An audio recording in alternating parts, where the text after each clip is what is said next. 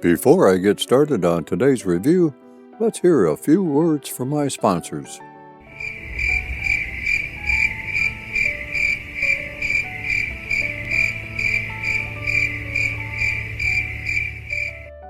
Okie dokie then, let's get started.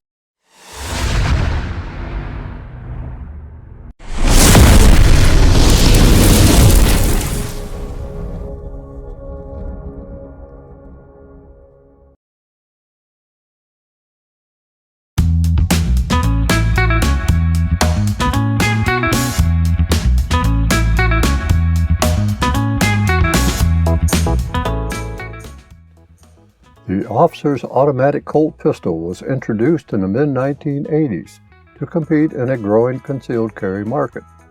The full-size 1911, with its 5-inch barrel, was often too big for concealed carry. Along came the Commander model with a full-size grip and a 4¼ inch barrel in the 1950s, but some considered it still too big.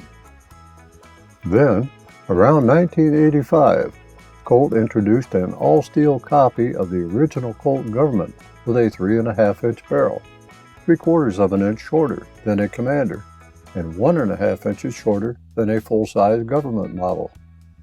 Colt also worked to shorten the length of the grip, to aid in concealment, and which dropped the capacity to 6 rather than the usual 7 rounds of .45 ACP. At the time it was introduced, it was one of the smallest weapons of that caliber. This gun was praised for its compactness and robust power in the venerable .45 ACP cartridge. Many consider the 1911, even small ones, the epitome of a great defensive pistol. Many officer-style 1911 pistols exist from many manufacturers, including Colt, Kimber, Armscor, and others. Like these, Ruger brought its own version to the table. Enter the Ruger SR1911 Officer Style Pistol.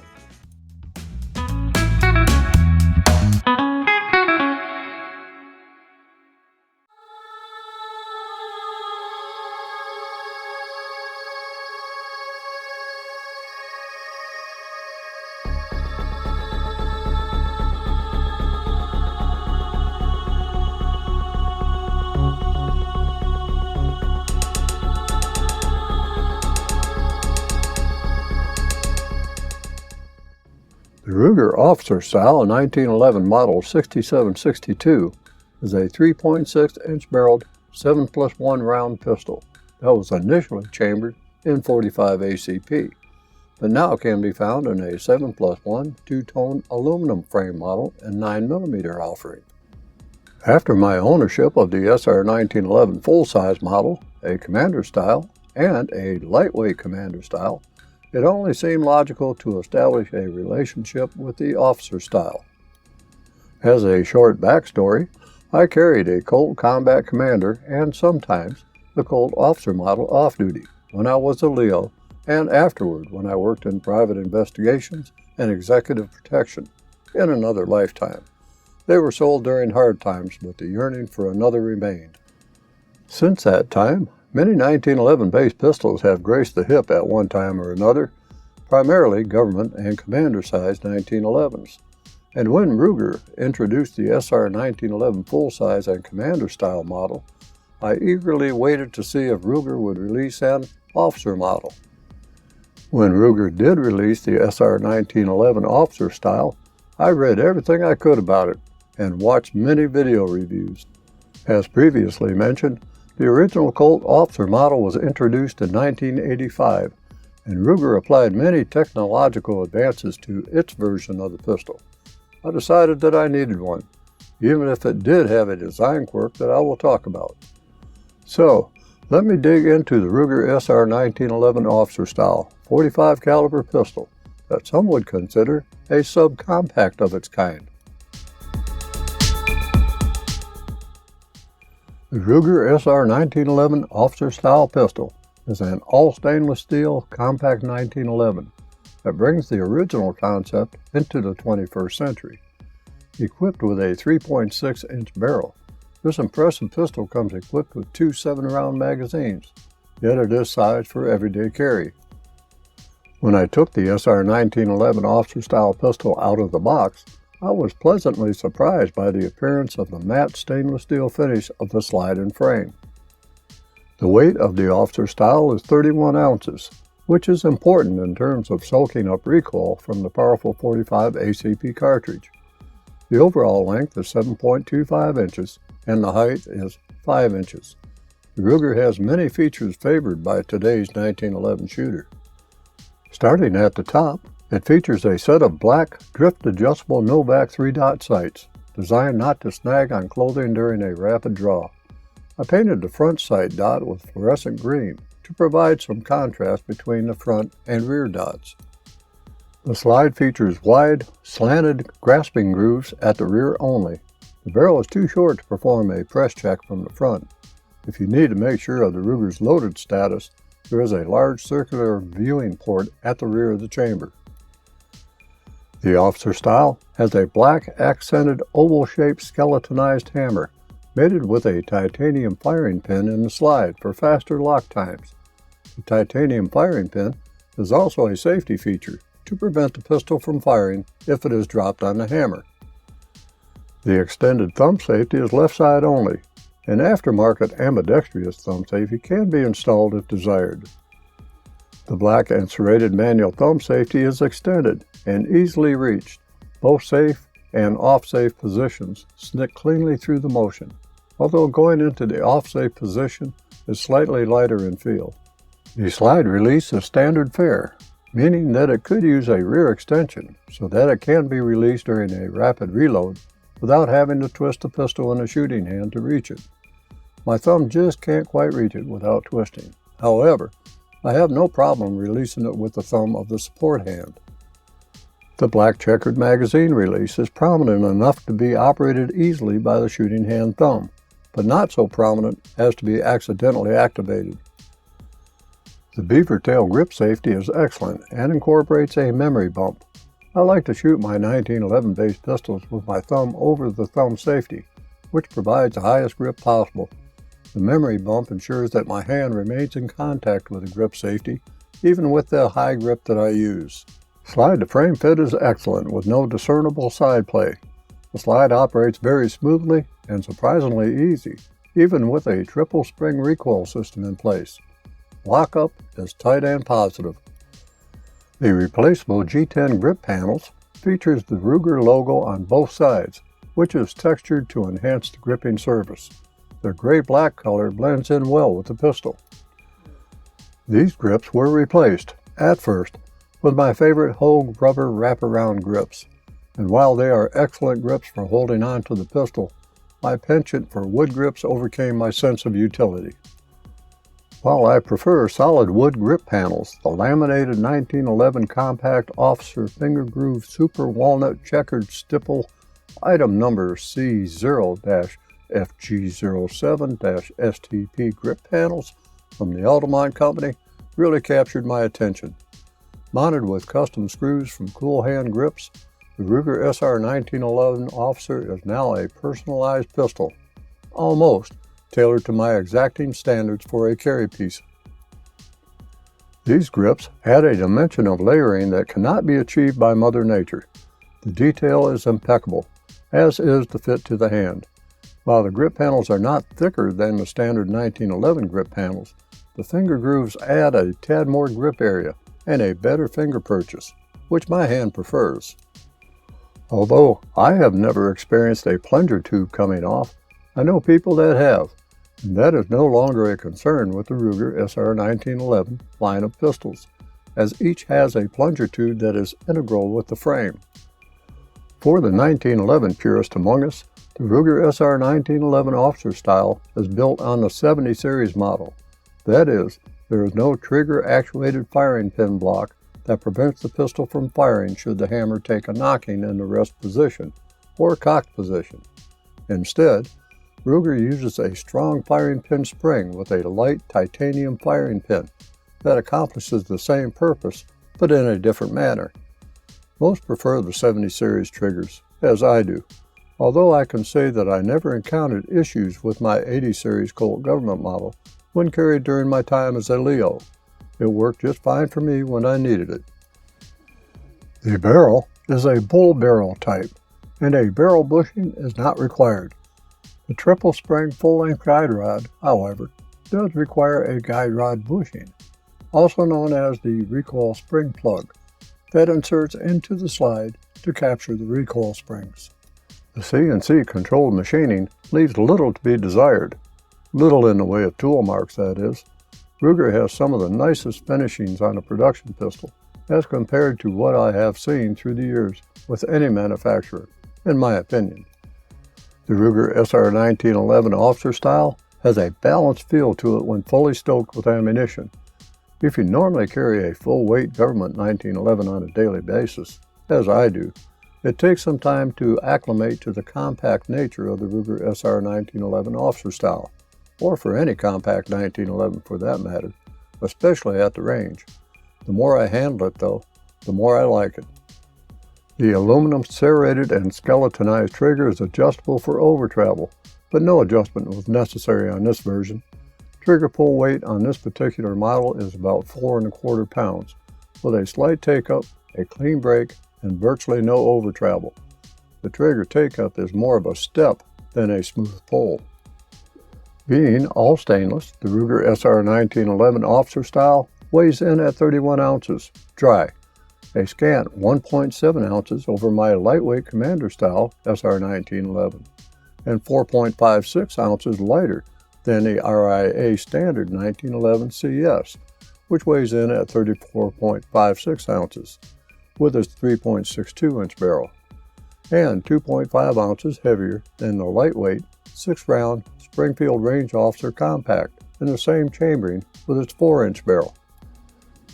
I mentioned a design quirk a little bit earlier in the presentation. Now, let me show you what that design quirk is. You will notice that on a standard Officer Model 1911, the slide is flat all the way to the muzzle.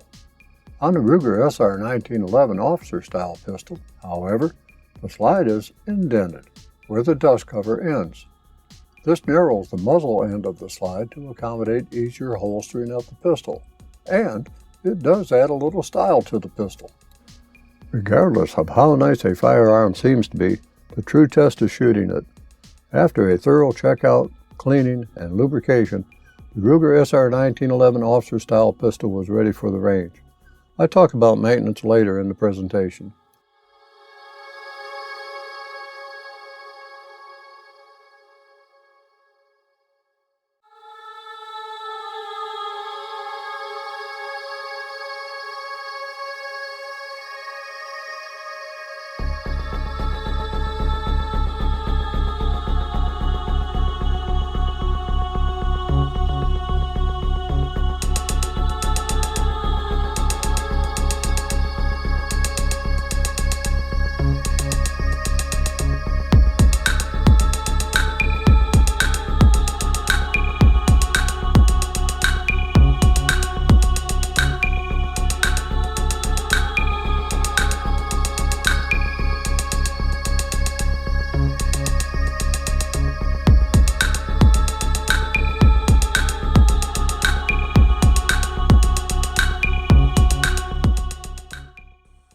Regardless of how nice a firearm seems to be, the true test is shooting it. After a thorough checkout, cleaning, and lubrication, the Ruger SR1911 Officer style pistol was ready for the range. Somehow, however, one range day turned into two, albeit a year apart. I had planned on the first day of shooting to cycle some Perfecta 230 grain FMJ for basic functioning and relative accuracy. Then, shoot a magazine of 6-hour Elite V-Crown 200 grain and a magazine of 6-hour Elite V-Crown 230 grain. Unfortunately, day one at the range was not recorded, as this was before I started producing video reviews. But I can still tell you all about it. Now, I have to admit that I have a liking to the full-size government model 1911, as it can do what I need for it to do from near distances out to 50 yards, if I do my part. It is assumed that the shorter officer model is more of a belly gun, appropriate to UCAP, up close and personal distances. I have to admit that I felt the same with my experience with the Colt officer model, at distances greater than 10 yards. I just did not have the confidence in it, as I did my Colt government model 1911, with its 5-inch barrel for taking an accurate shot at even 10 yards. My Rock Island Armory CS doesn't do much to change that, nor does the Springfield Range Officer Compact, nor does the Ruger SR1911 Officer style pistol. To me, the 5-inch barrel has the advantage in both velocity and accuracy departments, as does a Commander size 1911, both of which have more grip to hold on to. I was hoping that the Ruger SR1911 Officer style pistol would change my attitude towards short-barreled 1911 pistols, even though the Commander with its 4.25-inch barrel did impress me as being equal to the government at combat distances. Most of my difficulties are with my shooting capabilities, and not what is being shot. With that said, let's take a look at some issues that cropped up during the first range day. There were multiple failures to completely go into battery with the Perfecta 230 grain FMJ round, although they feed fine in my other 1911s. Looking at the cartridge, there was a distinct difference in case thickness between the Perfecta ammunition and the Sig Sauer ammunition. Taking measurements of the chamber, the case OD and case length for both Perfecta and Sig Sauer ammunition revealed no abnormalities that would cause a failure to go completely into battery. A sample of each cartridge was dropped into the chamber after cleaning, and both seated at the same depth. The chamber measured 0.4795 inch, with the cartridges measuring 0.4695 inch. Burnt powder buildup in the chamber, Perfecta and Fiocchi, are not the cleanest burning of powders, could also have been the cause. The Fiocchi 230 grain FMJ fared better, but one round failed to completely go into battery. Of the above, I could only attribute it to the pistol being new and not yet broken in. Only more shooting will tell if there remains an issue. With that said, the Ruger SR1911 Officer style pistol operated flawlessly with 6-hour defensive ammunition, and that, to me, is what really counted.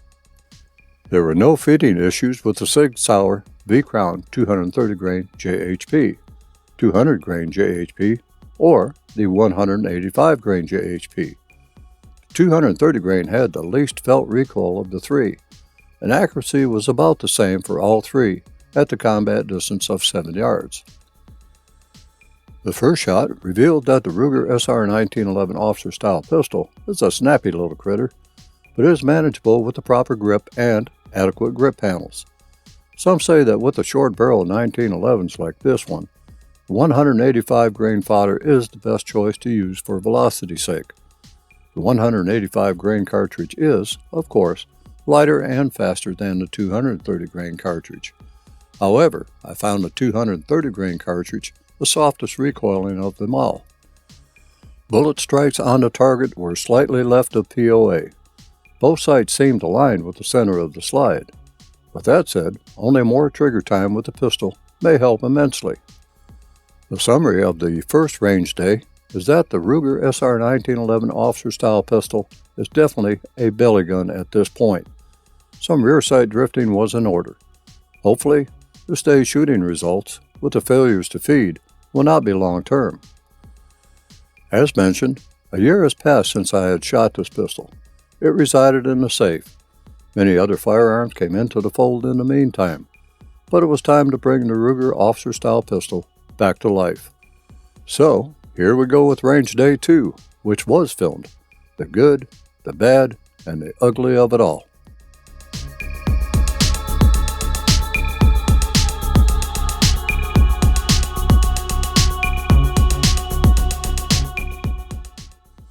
Not being satisfied with the first range day shooting the Ruger SR1911 Officer style pistol, with multiple FTFs occurring, it was time to try again. As mentioned, it had been almost a year since I had last shot this pistol, and I was very interested to see if it had cured itself of all its problems during that time. For day 2 at the range, I had more magazines to work with. This time, I had borrowed 2 7-round ACT mags from the Rock Island Armory 1911 Ultra CS, and had several Wilson Combat magazines, which have base pads that also adds a little pinky real estate to the grip area, provided additional magazines to test with the pistol. These magazines had operated flawlessly with the Rock Island Armory, and I had confidence that they would serve well in the Ruger. I was shooting MagTech 230 grain FMJ that has fired well out of quite a few of my 1911s, and since the Ruger Officer was still in the throes of being broken in, I felt confident with them. I soon discovered that I was to be guilty of overconfidence. A dab of fluorescent green had been added to the front sight to aid in aiming. The rear sight had also been tapped gently and slightly to the right, to, hopefully, bring the left shooting pistol back to center. While this technique does not work on Democrats or rhinos, it has been proved successful with firearms. I was really looking forward to a great range day with the Ruger SR1911 Officer style pistol. Hopefully the stars would align, the heavens would open, angels would sing, and John Browning would be smiling. My close friend Mike was with me to assist in filming and to take a few turns with the Ruger Officer. While this was not going to be an exhaustive or extensive test, I needed to see what was going to work with this compact 1911 base pistol during this range session. If a pistol is going to be carried for defensive purposes, it has to be reliable 110% of the time with any ammunition. Penetration and expansion are just byproducts of shot placement, and shot placement, while not guaranteed, begins the chaos that results from when the round impacts the human body. But first, the round has to exit the barrel of the chosen firearm. Felt recoil and muzzle lift is sharp, much sharper than with the government model. However, with as high as a hold on a grip that I could get, muzzle lift was controllable to a degree. The felt recoil was straight back into the hand. If I was to shoot this little beast for any length of time, shooting gloves would be the order of the day. The pistol is still shooting slightly left, but with a few more light taps on the rear sight, we'll cure that issue. Multiple FTFs were evident with all magazines, with one round acting so belligerent that it would not chamber at all. An inspection after the range session revealed a very minute but visible protrusion on the case mouth that may have prevented full chambering of the round. Could hitting the feed ramp have caused it? I don't know. Somebody help me out with this. After today's range session, I definitely cannot say that the Ruger SR1911 Officer pistol is worth carrying as a defensive tool. More run-in time is going to be needed, and I'll be polishing the feed ramp to slicken that area up. So far, the Ruger Officer Style 1911 has not made the cut.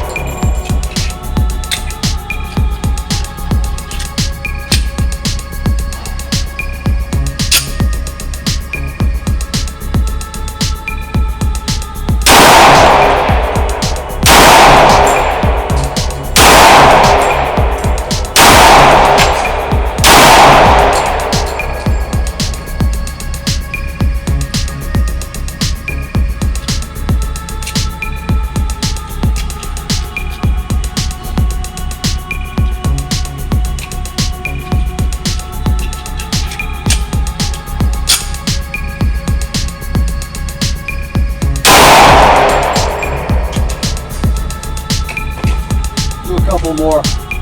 Okay.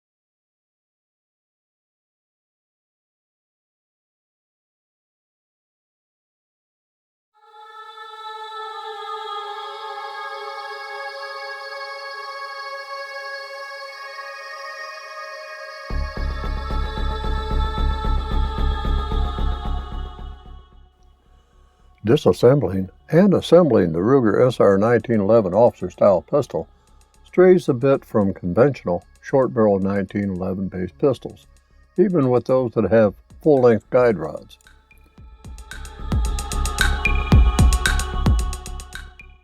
When disassembling the Officer Model 1911 based pistols, such as the Rock Island 1911 Standard and Ultra CS, and the Springfield Range Officer Compact, a bent paper clip or tool is used to hold the guide rod bushing, and recoil spring together, thus forming an assembly that serves to remove spring tension on the slide. In the case of the Ruger SR1911 Officer style pistol, however, no bent paper clip or tool is required.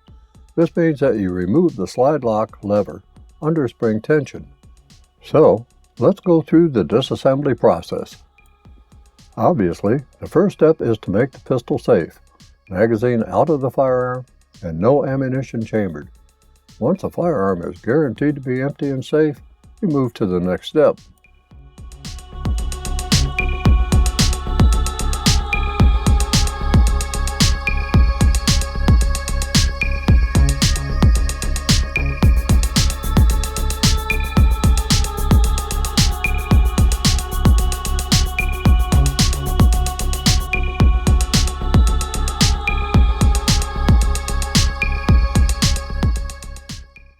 With the hammer to the rear, the slide is pulled slightly rearward to unlock the slide.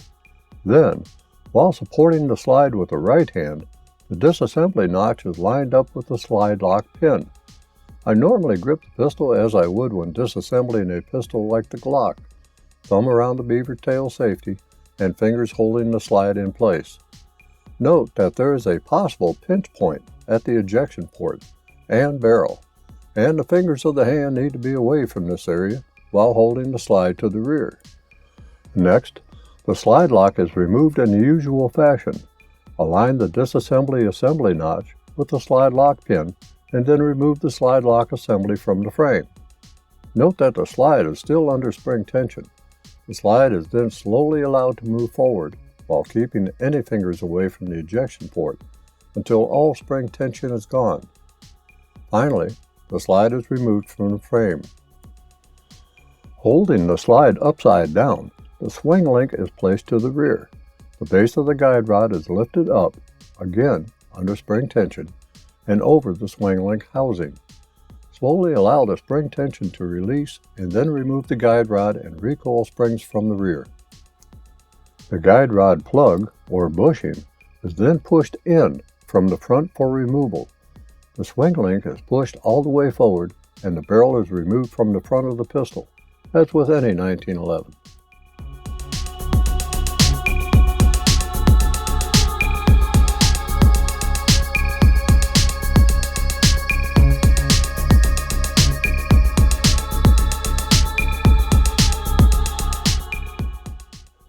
To begin assembly of the SR1911 Officer style pistol, first insert the barrel into the slide.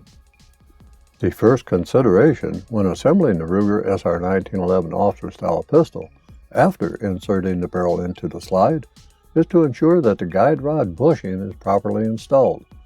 The guide rod bushing is keyed to the barrel by a flange that meets the contour of the barrel and installs from the rear.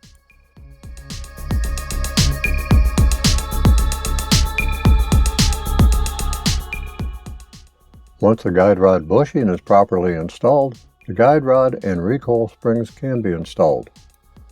Place the swing link to the rear and push the guide rod and springs into the guide rod bushing while pressing down on the base of the guide rod to engage the swing link carriage. Once the guide rod and recoil springs have been installed, move the swing link to the up position. Install the slide onto the frame and align the swing link opening with the assembly hole in the frame.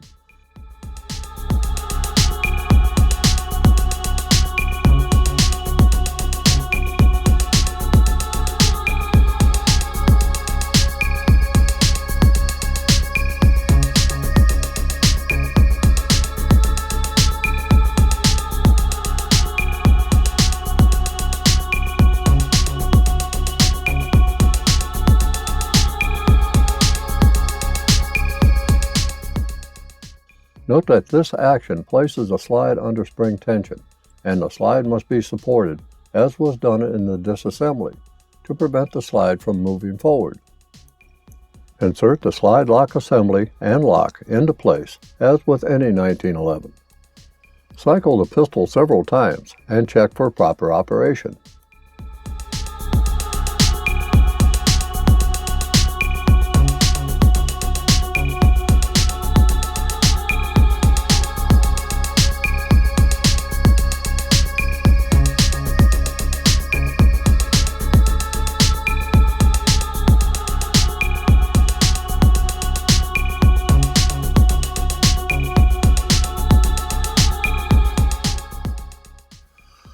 Perform a function check, preferably with a snap cap that you can use to check hammer drop, extraction, and ejection. Since the slide is in a fully rearward and locked position, you can simply insert a snap cap into the magazine, insert the magazine into the pistol, push the thumb safety to the down position, and then pull and release the slide to chamber the snap cap. Remember that since two safeties are involved, we need to check both. Place the thumb safety in the up position, or safe position, and without pressing the grip safety, attempt to fire the pistol. The pistol should not fire. Place the thumb safety in the down position, off safe, and without pressing the grip safety, attempt to fire the pistol. Again, the pistol should not fire. Press the grip safety fully inward, with the thumb safety in the off-safe down position, and attempt to fire the pistol. The hammer should drop and strike the base of the snap cap. Pull the slide forcibly rearward. The snap cap should be extracted and ejected. As a final check, examine the firing pin hole. The firing pin should not be protruding. If any of these checks should fail, seek professional counseling for the firearm. An unsafe condition exists.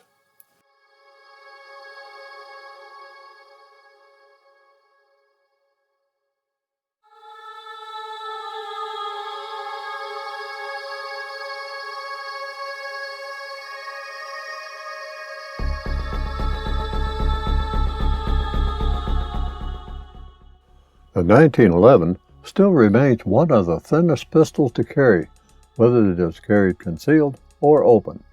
I normally use an IWB holster intended for a government model due to the added depth and stability of the holster, even when I am carrying a commander or officer length 1911. The Ruger 1911 Officer style pistol feels right at home in my IWB all-leather holster from Felco Holsters, or a Gelco Miami Classic 2 shoulder holster, but I prefer in the cool and cold months under layers of clothing. And the muzzle and front sight are fully protected with both of these holsters.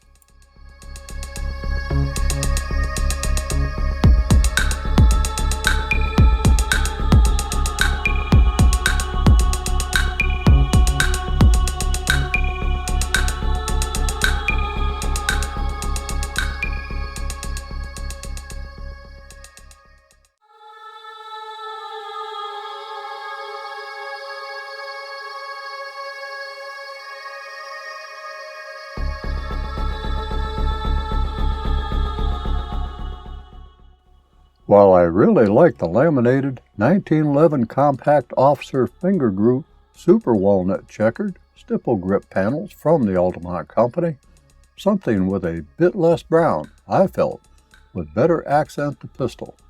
Maybe something with more silver in the pattern would provide a better blend of stainless steel and grip. A set of 1911 Compact Officer Finger Group Silver Black checkered engraved grip panels, also from the Altamont Company, fit the bill exactly.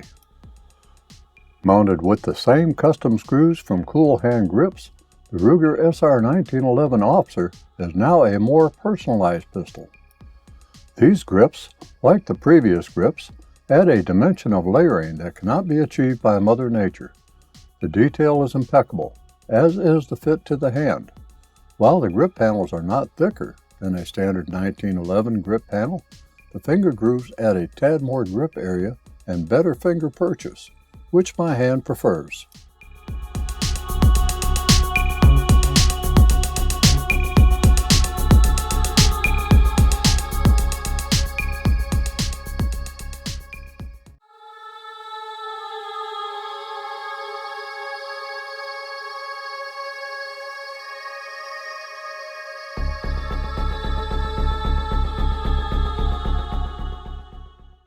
To borrow a phrase from the late Jeff Quinn at gunblast.com, the Ruger SR1911 Officer style pistol in .45 caliber is a dandy little pistol that is chambered in a major caliber and is ready to rock and roll right out of the box with the proper ammunition. My first SR1911 was the government style model, which was soon followed by the commander style, which led to my EDC rotation of the commander style lightweight pistol. It has proven to be an excellent 1911-based pistol. The acquisition of the officer style provides me with a full family of Ruger SR1911 pistols from which to choose. Each have proven that Ruger was right to get involved with the 1911 pistol and can compete with any 1911-based pistol on the market. If the version in .45 ACP does not fit your fancy, it is also available as a 7+1 round lightweight officer's version in 9mm, the model 6758. But, for my money, and if I'm only to carry 7+1 cartridges in my pistol, or even less, as with the Springfield Range Officer Compact. I want them big. In my opinion, Ruger has done a fine job with the line of SR1911 based pistols, in keeping with the 1911 tradition, but includes conveniences that we now expect in a modern-day 1911.